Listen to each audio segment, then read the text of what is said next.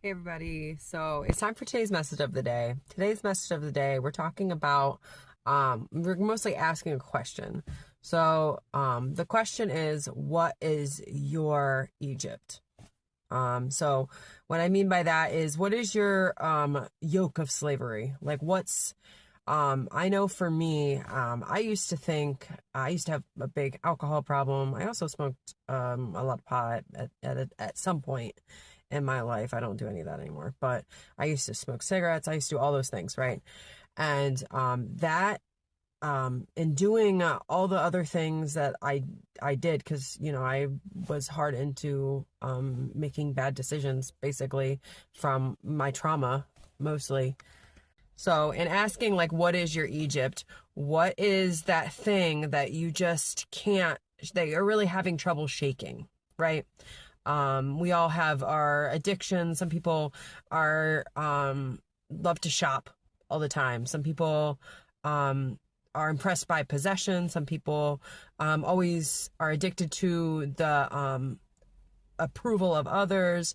Other people always want to strive for more achievements and all that kind of stuff. I used to think that freedom was doing whatever you wanted, whenever you wanted it. In fact, I used to say that I would do anything once. You can imagine what kind of life that would lead. It left to destruction in my own personal life. But you know what really is freedom?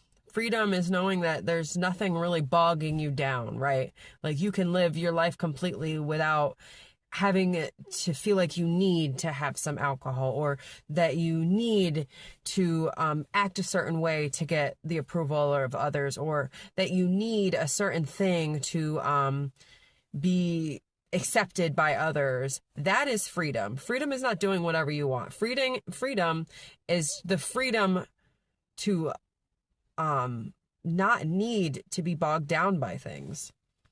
And I also want to ask what your Red Sea is, right? What issue is going on in your life right now? That's anything that's blocking your way of moving forward in your life.